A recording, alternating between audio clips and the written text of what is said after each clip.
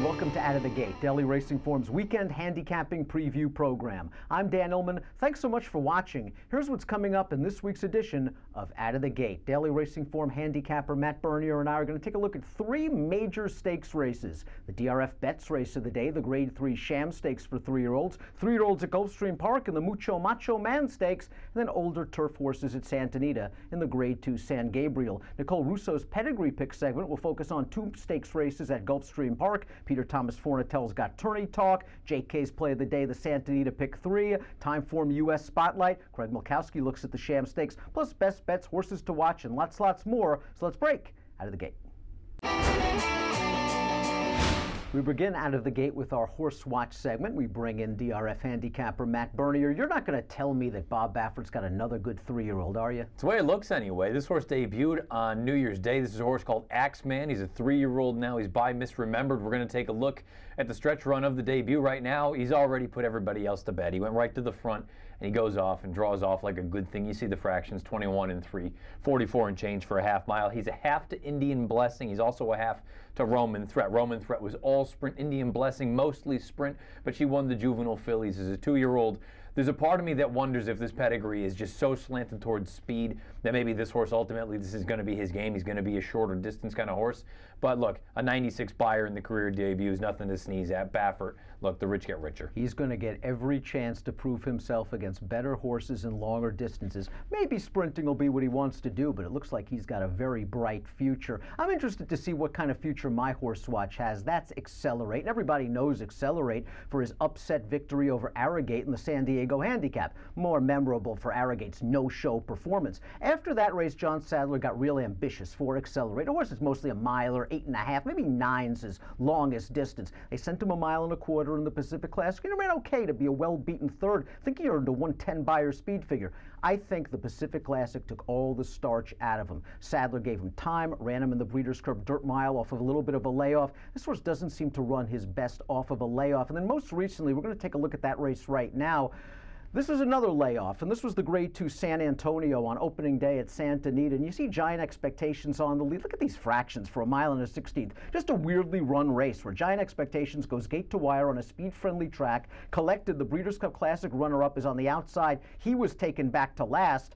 And Accelerate is just sort of grinding it out in between horses to finish second. I think this was a good building block performance for Accelerate. He's not a Grade 1 type. He's not going to win the big cap, but he might be able to make hay while horses like Giant Expectations and West Coast are out of Southern California, at least for the time being. I'd like to see him in a Grade 2 or Grade 3 at a 1.16 miles, and a 1.125 miles. And I'd really like to see John Sadler ship this horse out of town because he doesn't do his best racing at Santa Anita. Let's keep an eye on Accelerate for your DRF horses to watch list. Let's get to some handicapping, exciting 3-year-olds in the Grade 3 Sham.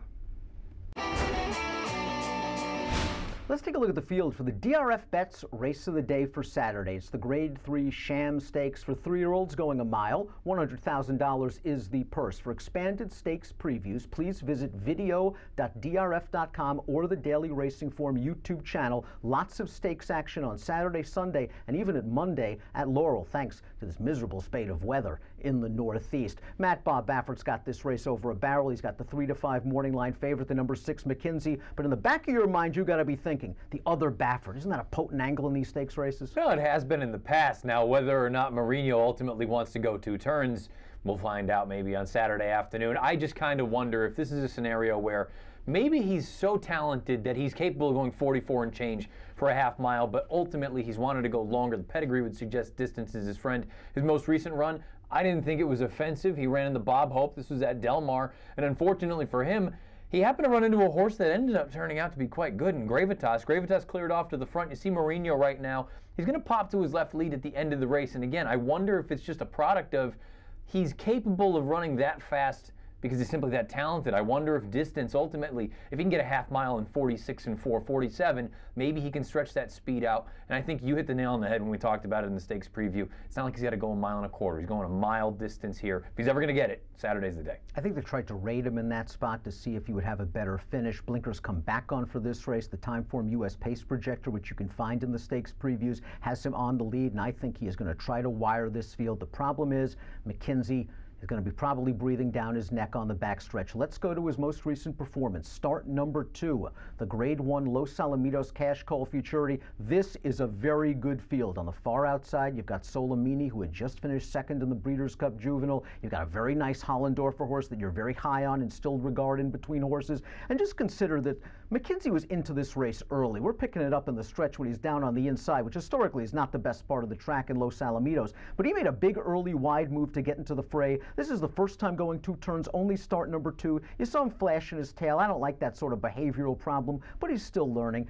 I think this was a really good race. I think you're hoping it's a good race because you're a Giant Instilled Regard fan, but for McKenzie's sake, I think this drop in class, this outside post, a fair pace, it all sets up. He's not an appetizing pick at 3 to 5 on the morning line, but I'll go with McKenzie, and maybe I'll try to get Jerry Hollendorfer into the exacta one more time. Let's go with McKenzie over the number 5, Shiver Me Timbers, in the Grade 3 Sham. Nicole Russo is going to take a look at 2 interesting stakes races at Gulfstream Park for her Pedigree pick segment. And then we got Peter Thomas Fornatel talking about tournaments. Let's get to those right now. Hey guys, Nicole Russo coming to you from Lexington, Kentucky for Out of the Gate. A busy stakes card on Saturday at Gulfstream Park where we'll get to look at some newly turned 3-year-olds on both turf and dirt. Some horses already seasoned in stakes competition facing promising cars. Let's begin by taking a look at the Kitten's Joy Stakes, the field here for this 7.5 furlong turf event. The 2 names that are going to jump out at you in this group, we saw frequently in graded stakes company last summer and fall. Mojo trying turf for the first time, and Flame Away making just his second start on the surface. Let's watch Mojo first break his maiden on debut last summer at Saratoga on the dirt. He went on to be Grade 3 placed. This colt is by the versatile Quality Road, who has tapped into the turf ability provided by sire Elusive Quality to sire turf Grade 1 winners Hootenanny and Illuminant, other graded stakes winners out there like Frank Conversation. Quality Road may also help Mojo as he adds a little distance stepping up to this 7.5. The sire was brilliant himself and can certainly get you a good middle to route distance horse. You can see that in his very good filly Abel Tasman, who of course won last year's Kentucky Oaks and other events routing and successfully cut back as far as a mile to win the Grade 1 Acorn. Overall, a really interesting move with Mojo. Now, Flame Away's connections have meant to get him on the turf all along. He posted 2 off-the-turf stakes wins last year, including this game score in the Bourbon at Keeneland, before finishing 8th in the Breeders' Cup Juvenile Turf, beaten just over 3 lengths. I'll give him a pass for that season-ending effort, as a lot of horses and a lot of good horses just didn't fire on that Del Mar course that weekend. You can see why the connections had this intent with Flame Away. He's by Scat Daddy, of course, an outstanding international turf sire from a female family that's had stakes success on synthetic and turf in Canada. Now, while these 2 have the stakes experience, I think the lightly raced Fast Boat is a really promising horse who you might want to keep an eye on the board. You're watching his handy maiden win last out at Gulfstream going this identical distance. Prior to that, he was 3rd on debut behind Analyze It, who came back to win the Cecil DeMille, very promising horse.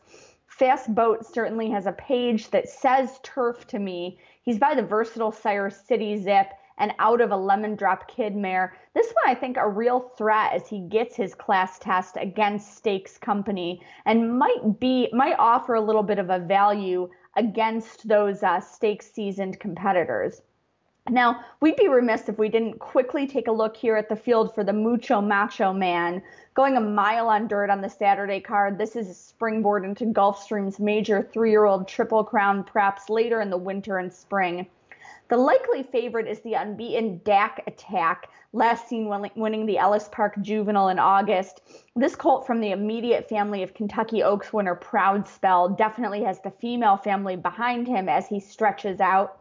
But if he's vulnerable off his layoff, another one I think will relish the distance is Mask.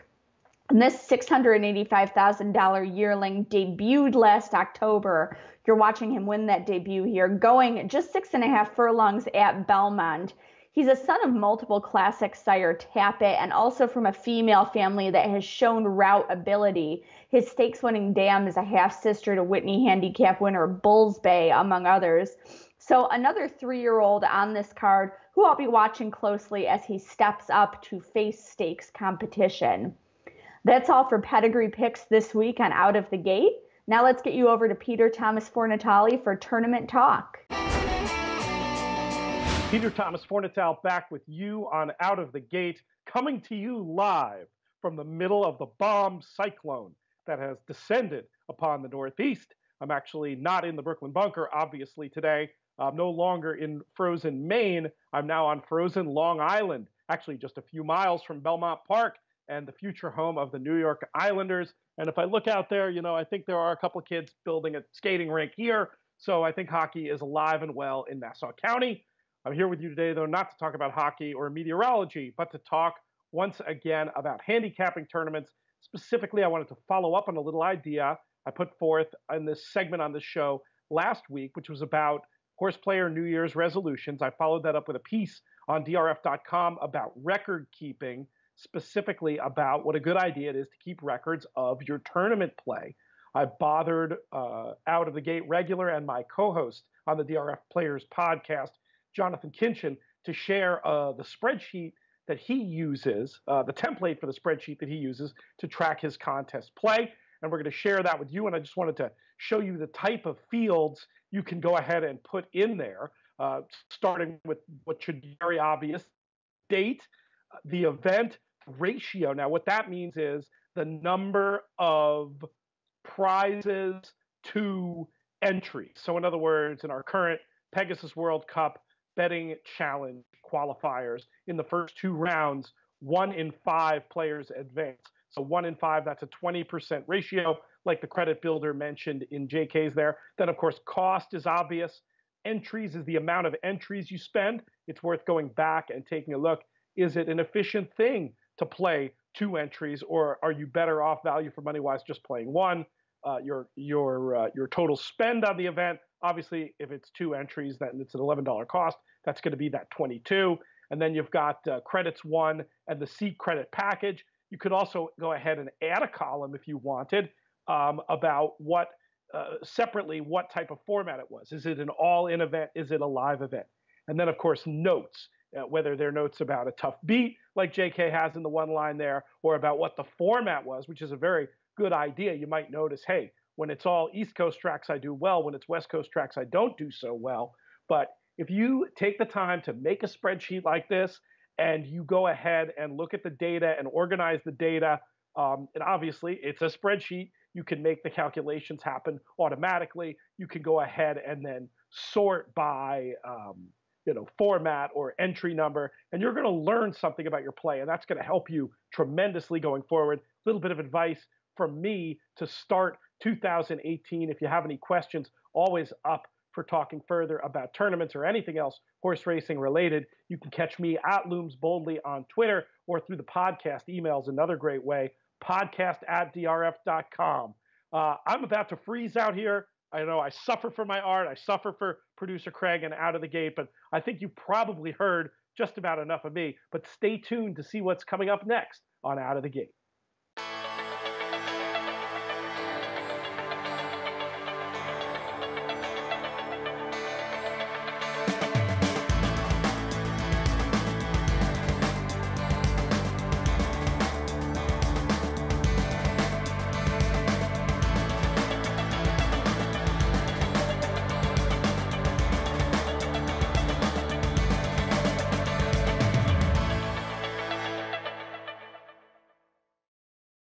You asked, we listened.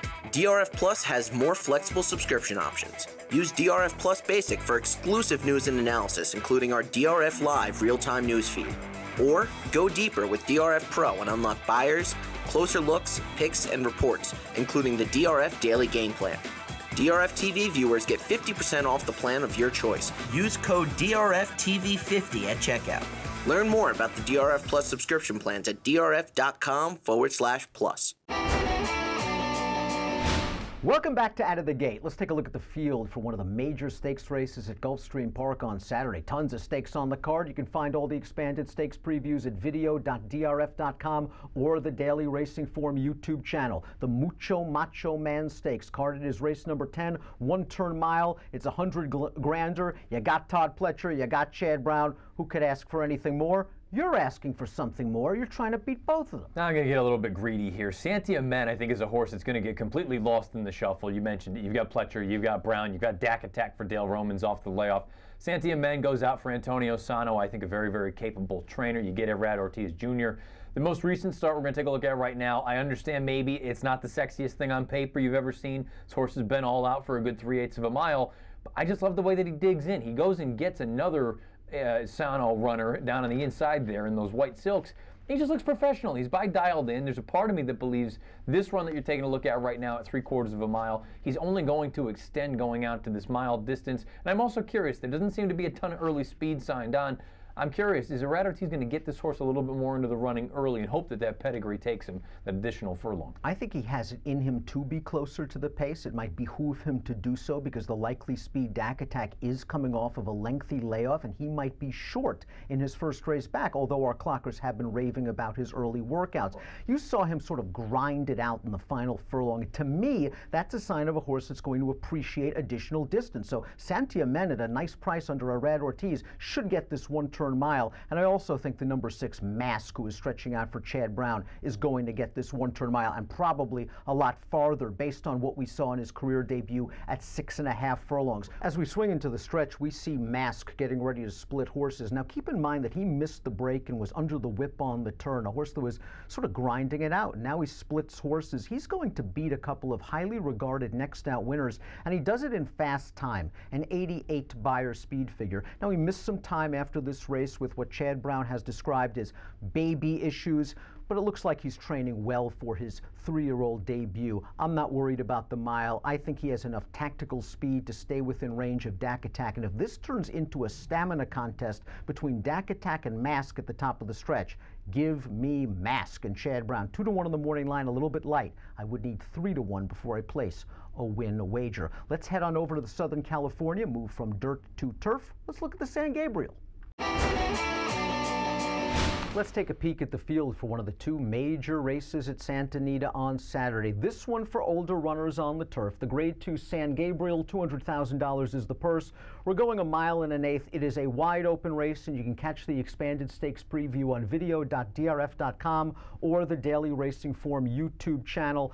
Matt, a lot of hard-hitting, familiar faces in here. You like flamboyant turning back in distance. Yeah, I think that's really the key for this horse. At least I hope it is anyway. He loves to run second and third. I think you just look at it, his most recent race that we saw in the Hollywood Turf Cup, thought he ran just fine against comparable company. The problem is the distance is not his friend. We're going to swing into the stretch here. You're going to see him tip out to the outside about the 3-path, and he just doesn't have that finish that some of these other runners do. I think now you get him back from 1.5 miles to 9 furlongs. He's had success at Santa Anita in the past, and he's been running good races. Again, just that distance I think is a hair too long for him. I think you get back to a more favorable distance, and you should get a decent enough number in here. We'll take a shot with him, knowing full well that he's not the most reliable horse as far as wins are concerned. That's the thing with me. I've tried Flamboyant, I've tried He Will, a couple of horses in this race, and I'm just sick of losing with them, and they'll probably beat me in this spot. Flamboyant should get a good trip, by the way, from the inside post. He's got enough tactical speed to stay close, and the pace should be fair. I'm going to go with one of your favorites, though, and that is It's in the Post. It's in the Post, just if you look at the page, you see nothing but triple-digit Beyer speed figures recently. He is a classy horse that had a very big year for Jeff Mullins.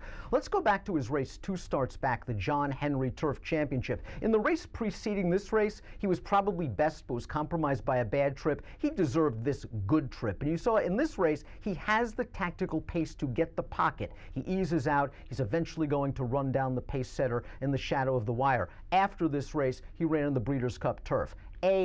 Just a little bit too tough from a competition standpoint. B, if you get a chance, go back and watch the Breeders' Cup Turf. This horse was all in with a big wide move about 4.5 furlongs from home, and he understandably flattened out in the lane. I just think he's the best horse in the race. 5-2 to me sounds fair on It's in the Post in the San Gabriel. JK has got his Santa Anita Pick 3 play of the day coming up at you, and Craig Milkowski's TimeformUS Spotlight. It focuses on McKenzie and the Sham. Hey everybody, welcome to JK's Play of the Day. Hopefully you're staying warm out there on the East Coast. We're going to go out to Santa Anita, the West Coast. We don't have to worry about weather out there. We're going to play a Pick 3 on Saturday, starting in the Grade 3 Sham. Derby season is upon us. Pretty simple start for me here. I'm going to single McKenzie, the center of some controversy with a DQ in the last race that put him up of his stablemate Solomini in the Grade 1 La Salle Futurity. I still think that this horse is probably the most quality horse in this field, if not the most quality horse on the West Coast. I'm going to start this off with a single of McKenzie here, 3-5 on the morning line. In race 6, a Calbred maiden 50 claimer. Looked around, a little bit tricky. Some of these races could be tough. I fell on a horse named Impecunious for Bob Hess and Mike Smith. The horse has been running up at Golden Gate. And his last race was in a maiden special weight race at 5.5. And what happened there, which I thought was interesting, was if you look at TimeformUS and you click on the chart angle where the names are listed to the right of the figure itself, you'll notice that the horses in front and behind this horse have come back and run since and have matched their figures, which makes me believe that the figure was real. He got a 75 last time. He's dropping in for the protected maiden into a maiden claimer. I think the horse will be forwardly placed, draws Mike Smith, and I should be tough in this spot. Has showed speed in his last two, going 5.5 now. I think that'll hit him right in between the eyes. So we're going to single the 5 in the second leg, and then on to the last leg. It's the Grade 2 San Gabriel. This one's a little bit tougher, a little bit more of a spread here. I'm going to use the 1, 3, 4, 6, 7, 9. Like I said, like a pretty big spread here. Going to use Flamboyant. Has shown some ability to run at a little bit shorter distances, 1 1/8 on Saturday. You'll see in his recent form he's been running at 1.5 miles, but I think he's one that could excel at this distance on class alone.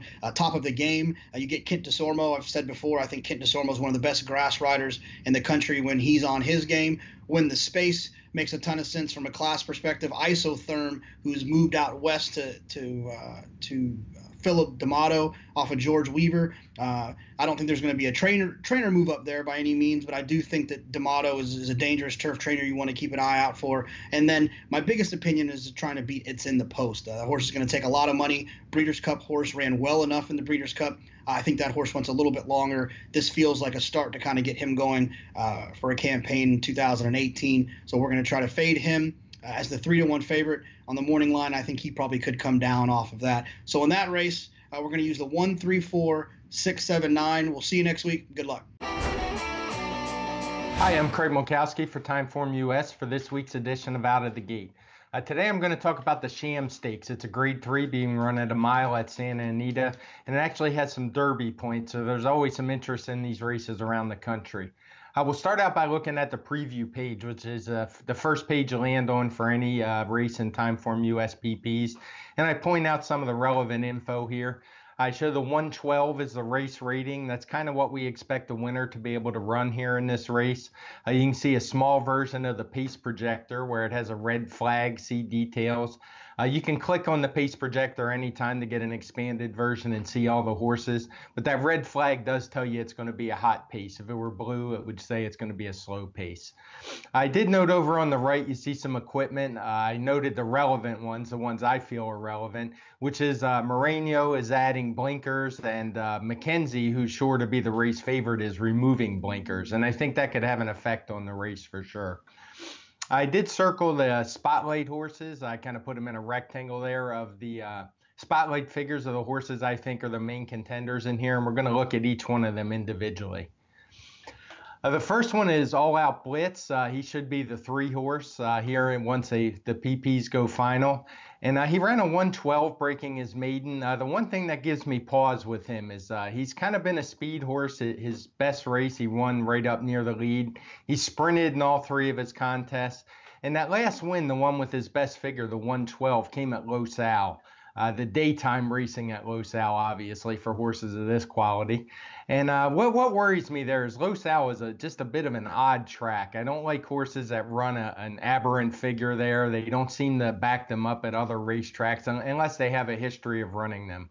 This horse seemed to improve a lot there. He's facing a big class jump anyway. Even when he's been up near the pace has been slow, as you can see by the underlined blue figures. So I'm just not a big fan of his here in this spot. He's probably going to be a long shot anyway, but he's just one I'm not interested in betting. The next horse is Moreno. I assume this is named after Manchester United's manager, Jose Moreno. I'm a big Premiership fan. He's definitely the horse I think is going to be in the lead. I mentioned him earlier. He's adding blinkers here. He's stretching out for the first time. You can see all his races. He's run 3 times, 6 furlongs and 7 furlongs only. And I'm not really a big fan of him adding blinkers here. He showed he was a little hard to rate 2 races back. You can see the really fast fractions are all in red, and I underlined them here in the PPs. He was dueling, opened up a big lead, and he got caught late. I did like his last race where he stretched out the 7 furlongs, and he showed a different tactic. He rated a few lengths off the lead. He ran well to finish second. He finished second behind a very good horse in Gravitas, I'm not sure how to say that one, but that horse has since went on to win the Springboard Mile at Remington and get some Derby points himself, and he did so very impressively. So he didn't finish second behind any slouch. It was a very good horse, but again, adding the blinkers kind of steers me away from him. I think he might be a little headstrong, and he's not one I'm going to bet here either. The horse I am going to bet, we'll mention him before we get to the favorite McKenzie, is Shiver Me Timbers. There's a lot of things. I think he's going to be a decent price here. I mean, I would take anything in the 4 to 5 to 1 range.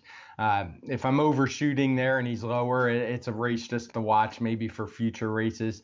But some things I like about him, he did get beat by McKenzie at Santa Anita Park earlier, and when McKenzie broke his maiden, but I thought he ran pretty well that day. He got a big 114 figure. But the main thing that draws me to him is I don't like trips where horses are dueling in between horses, and he's had those twice in a row. He showed some gameness last time, hanging on to win by a head with Mike Smith riding.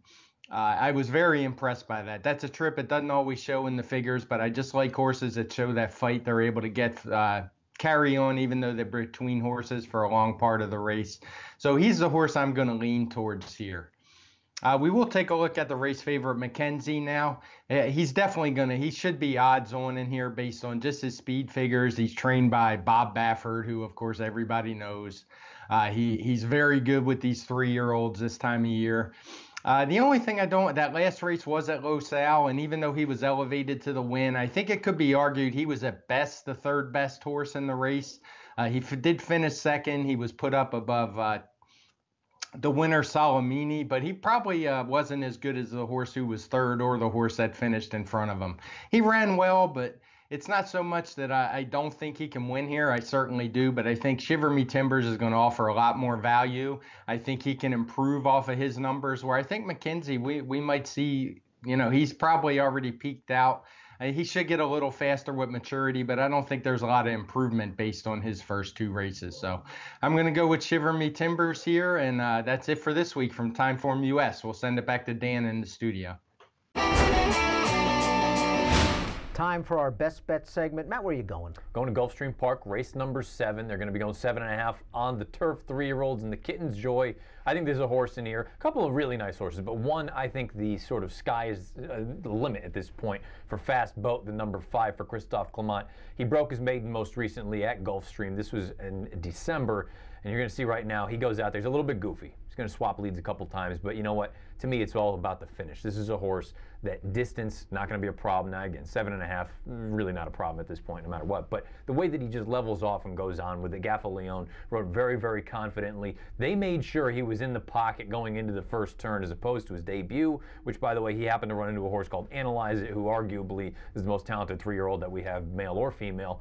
I think this horse has got a lot of ability. He's 5-2 on the line. If I could get 5-2 right now, I would sign up. I think Fast Boat's got a big shot tomorrow. I can't go with my old standbys. Parks, Laurel, Aqueduct. They're all snowed out on Saturday. I'm going to sunnier and warmer climes. Tampa Bay Downs, race number 8. I like the number 10. Take That to the Bank, who had a big 2017 season. 9 starts, 5 wins, 1 second, 1 third. And if you watch the replay from his most recent race, this is a confident horse that's in form. He parked himself in second off of the leader. He went by willingly, and he kept on to his business to earn an 87 Beyer speed figure. Let's cue the TimeformUS pace projector for Saturday's race. He's the number 10. Lo and behold, he's sitting second. I'm hoping for another trip just like last time. I think the results will be similar. And best of all, he's not the favorite. He is a playable 4-1 on the morning line. That's Tampa Bay race number 8. I like the 10.